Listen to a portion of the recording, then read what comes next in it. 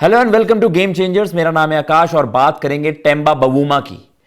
Temba Bavuma वो खिलाड़ी जिसको टाइम एंड अगेन बहुत ज्यादा ट्रोल किया गया, टारगेट किया गया, डिस्क्रिमिनेशन उनके अगेंस्ट हुई वहां पर, और उसके अलावा उनके कद को लेकर, काठी और उसके अलावा सारी चीजों को लेकर उन्हें हमेशा ट्रोल ही किया गया। लेकिन आज जब बात कर रही है दुनिया कि भाई साउथ अफ्रीका को 1998 के बाद जब नॉकआउट में, आईसीसी नॉकआउट में उन्होंने टाइटल जीता था, उसके बाद से इस सदी में तो उन्होंने कुछ नहीं जीता था। और कहीं ना कहीं बार बार सवाल ये उठता था, चोकर्स का टैग लगता था, और कभी ये मतलब सवाल उठते थे बार बार कि भाई कौन वो कप्तान होगा जो फाइनली इन्हें वो आईसीसी टाइटल जिता पाएगा। टेम्बा बवूमा ने जो परफॉर्मेंस रीसेंट टाइम्स में दी है, एज अ कैप्टन चाहे आप उनकी बात कर लीजिए, एज अ बैटर उनकी आप बात कर लीजिए रेड बॉल क्रिकेट में, वो एक्स्ट्रा ऑर्डिनरी है। और अब वो हेटर छुप गए हैं जिन्होंने कभी कह दिया था कि भाई ये खिलाड़ी तो कोटा सिस्टम का प्रोडक्ट है, ये मैच बस इसलिए खेल रहा है because is a black player, और वहां पर खिलाड़ी आपको भरने पड़ते हैं। ये एक डिजर्विंग खिलाड़ी को मतलब मजबूर कर रहा है मैनेजमेंट को कि एक डिजर्विंग खिलाड़ी है, उसकी जगह आप इस खिलाड़ी को वहां पर रख दीजिए। इस तरीके के सवाल उठे हैं टेम्बा बवूमा पर। लेकिन एक चीज आप इस खिलाड़ी से छीन नहीं सकते हैं, वो है इसकी फाइटिंग स्पिरिट। डब्ल्यूटीसी के फाइनल में उसी तरीके का जज्बा इनकी तरफ से देखने को मिला, जो पैशन है, जुनून है देश को जिताने के लिए, वो शायद ये बताने के लिए काफी है कि इवन हैमस्ट्रिंग में वो खिलाड़ी खेलता रहा और कंटिन्यू करता रहा। एडन मार्करम ने भी बताया, जो चीजें सामने निकल कर आई हैं, कि भाई एडन मार्करम का ये कॉल था मैनेजमेंट की तरफ से आया कि भाई मुझे उनका साथ चाहिए होगा, मुझे उनका साथ चाहिए होगा, अभी कोई और खिलाड़ी आएगा तो उस तरीके से पार्टनरशिप बिल्ड नहीं हो पाएगी। तो अपने टीम के लिए, साउथ अफ्रीकन क्रिकेट के लिए भाई बड़े, देखिए रेड बॉल क्रिकेट में उन्होंने बहुत कुछ अचीव करा है अंडर ग्रेम स्मिथ, लेकिन एक टाइटल वो भाई कभी नहीं आ रहा था साउथ अफ्रीका के लिए। हम रीसेंट टाइम्स की बात कर रहे हैं, तो वो टाइटल के बहुत ज्यादा करीब है आज साउथ अफ्रीका। उसी खिलाड़ी की बदौलत है, उसी खिलाड़ी की लीडरशिप की बदौलत है कि आज साउथ अफ्रीका एक रियलिस्टिक चांस वहां पर देख रही है। मैं 69 रन वहां पर चाहिए वो डब्ल्यूटीसी का टाइटल जीतने के लिए। Fourth innings chase 282 run against mighty Australians. भाई आज दुनिया मजबूर हो गई है, इवन आज उनके हेटर्स जो होंगे वो भी आज मजबूर हो गए होंगे। जिस तरीके से बात हमेशा से उठी है कि भाई कोटा सिस्टम के तहत ही ये खिलाड़ी आया, वरना इसका टेस्ट क्रिकेट में इतना सर्वाइव करना पॉसिबल नहीं था।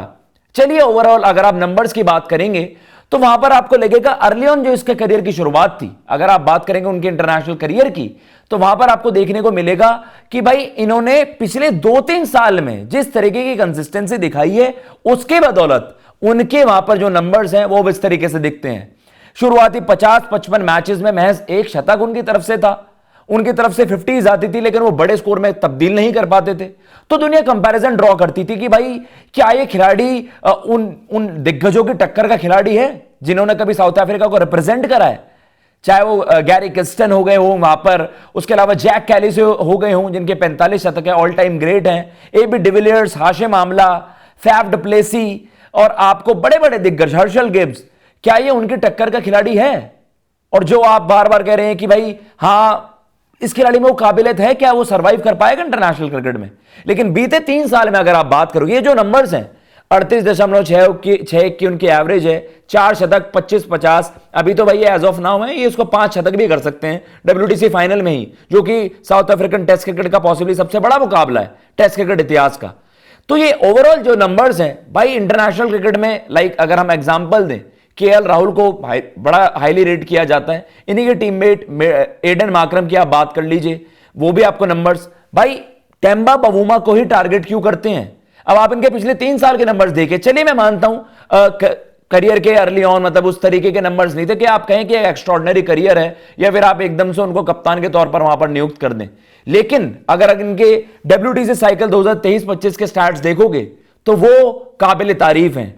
13 इनिंग्स, 710 रन, 64.54 एवरेज, 2 शतक और 5-50, ये 3 शतक भी हो सकता है, और 4-50 वहां पर। तो कहीं ना कहीं अगर आप ये नंबर्स देख रहे हैं तो ये एक्स्ट्रा ऑर्डिनरी हैं। अगर आप इन मैचेस के सैंपल साइज की बात कर रहे हो तो 700 प्लस रन में अगर आप ओवरऑल एवरेज देखोगे किसी भी बैटर में, उस श्रेणी में आप देख रहे हो कि वहां पर जो रूट भी हैं, आपके पास जायसवाल हैं, स्टीव स्मिथ हैं, स्टार प्लेयर्स हैं भाई, उन्होंने मैचेस भी ज्यादा खेले हैं। उस रिस्पेक्ट में देखा जाए सबसे जबरदस्त एवरेज इस डब्ल्यूटीसी साइकिल में टेम्बा बवूमा की है। तो क्या उन्हें उस तरीके से सेलिब्रेट किया जाता है जिस तरीके से किया जाना चाहिए? यह एक बड़ा सवाल है।